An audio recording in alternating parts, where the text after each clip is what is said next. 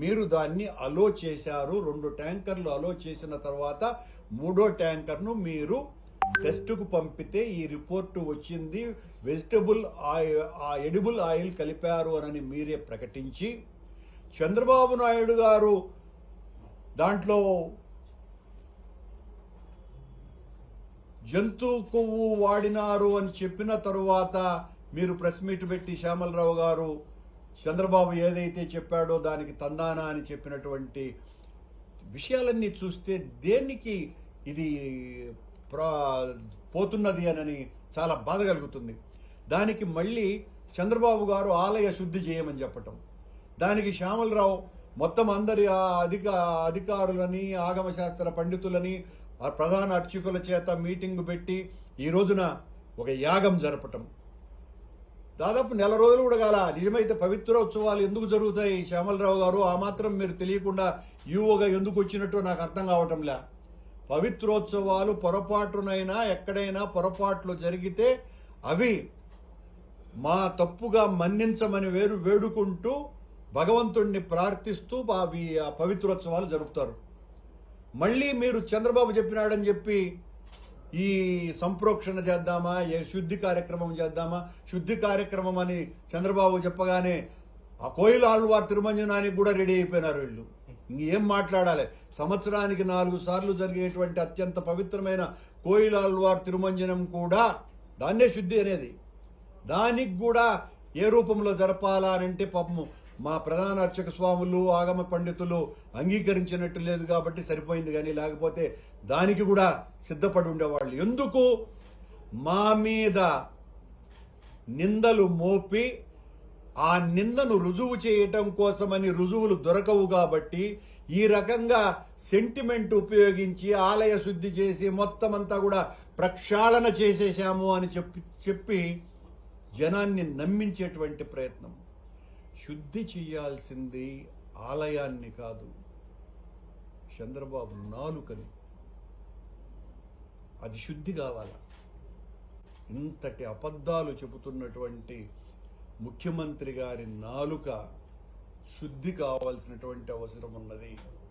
దీనికి ఆయన ఏ ప్రార్థనలు చేస్తారో, ఏ యాగాలు చేస్తారో చేసి మీ ప్రత్యర్థుల్ని మా మీద దాడి చేయడానికి మీకు 1,00,000 వేదికలు ఉన్నాయి. ఒకటుందా? మీకేం తెలియందా? మీరు మీ గత చరిత్ర అంతా కూడా రక్తసిక్తమైనటువంటి చరిత్ర. దేనికైనా తెగనాడేటువంటి గతం మీది. మీ ప్రత్యర్థుల ప్రాణాలు తీయటానికి కూడా వెనుకంజ వేయనటువంటి సాహసవంతులు మీరు. అది చరిత్ర, మీ గతాన్ని తెలియజెప్పినటువంటిది. అవన్నింటినీ కూడా మీరు చాలా అలవోకగా వాడేటువంటి వ్యక్తులు. వాటితో పాటు అదనంగా వెంకటేశ్వర స్వామిని వాడటం ఏంది మహానుభావ? చంద్రబాబు గారు చాలా అపచారం చేశారు, చాలా తప్పు చేశారు, చాలా ఘోరం చేశారు. మళ్ళీ చెప్తున్నాం, మేము తప్పు చేస్తే మా నాయకుడు జగన్మోహన్ రెడ్డి గారు వెంకటేశ్వర స్వామి ఆలయంలో అపచారం చేసి ఉంటే ఆయన చేత నియమించబడ్డటువంటి మేము పాలక మండలి అధ్యక్షులుగా నేను కానీ సుబ్బారెడ్డి కానీ ఏ తప్పు చేసి ఉండినా, ఇంత ఘోర అపచారం చేసి ఉంటే మేము సర్వనాశనం అయిపోవాలని మళ్ళీ చెప్తున్నా. ఈరోజు స్వామివారి ప్రాంగణం ముందు అఖిలాండం దగ్గర కర్పూరం వెలిగించి కొబ్బరికాయ కొట్టి నీట మునిగి భగవంతుని ముందర ప్రమాణం చేసి చెప్పా. మళ్ళీ చెబుతున్నా, దానికి సిద్ధంగా ఉన్నాము. మీ సిట్టు స్టాండుల్ని కాకుండా సిబిఐ చేతనో సిట్టింగ్ జడ్జి చేతనో విచారణ జరిపించవలసిందిగా మీకు విజ్ఞప్తి చేస్తున్నాం. చాలా తప్పిదం చేస్తున్నారు. నేను మొత్తం హిందువుల ఆరాధ్యదైనటువంటి వెంకటేశ్వర స్వామి ఆలయంలో మీరంటూ ఉంటారు, ఇలాంటి వాళ్ళు భగవంతుడే చూస్తూ ఉంటాడు, ఇలాంటి వాళ్ళనందరినీ కూడా శిక్షిస్తూ ఉంటాడు, భగవంతుడి ఆన లేకపోతే ఏమీ జరగదు కొండ మీద అని చెప్పేటువంటి చంద్రబాబు నాయుడు గారు మీ తైనాతీలకు ఆ వెంకటేశ్వర స్వామి చలువ వలన, ఆయన యొక్క చరణామృతాల స్పర్శ వలన 91 సంవత్సరాల చరిత్ర కలిగినటువంటి తిరుమల తిరుపతి దేవస్థానాల పాలక మండలి చరిత్రలో 3 సార్లు పాలక మండలి సభ్యునిగా, 2 సార్లు ఆ దేవదేవుని ఆలయ అధ్యక్షునిగా అవకాశం ఇచ్చిన వ్యక్తి వెంకటేశ్వర స్వామి నాకు ఒక్కడికే. ఆయన ప్రేమ, ఆయన కరుణ, ఆయన కటాక్షం, ఆయన దీవెన, ఆయన ఆశీస్సు లేకపోయి ఉంటే నేను అయ్యి ఉండేవాడిని కానే కాదు.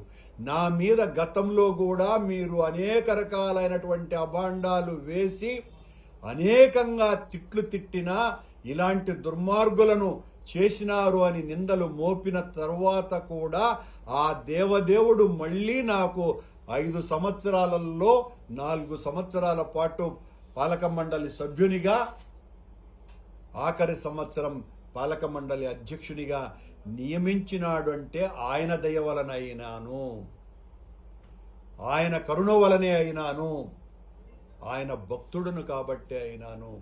మీరంటున్నట్టుగా నేనేదో క్రిస్టియన్ను కాదు, మీరంటున్నట్టుగా నేను నాస్తికుణ్ణి కాదు. అవి 2 అయినా కూడా నేను ఒకవేళ మీరంటున్నటువంటి ఆరోపణలు అవి 2 నిజమని తేలినా నేను దేవదేవుని ముందర ఏ ప్రమాణం అయితే చేశానో దానికి కూడా సిద్ధంగా ఉన్నాను. అదే ప్రమాణానికి కట్టుబడి ఉన్నాను. చాలా తప్పిదం చేస్తున్నారు. మేము ఏ తప్పు చేయలేదు.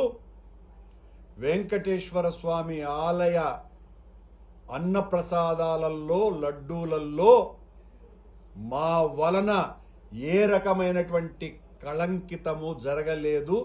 ఏ విచారణకైనా మేము సిద్ధమని మరొక్క మారు తెలియజేస్తూ సెలవు.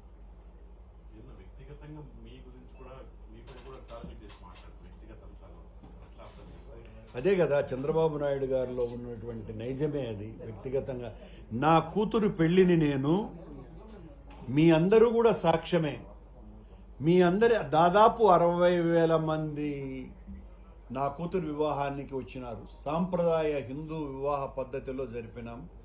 దానికి కుర్తాళం పీఠాధిపతి స్వాముల వారు వచ్చినారు, స్వరూపానంద స్వాముల వారు వచ్చి దీవించినారు.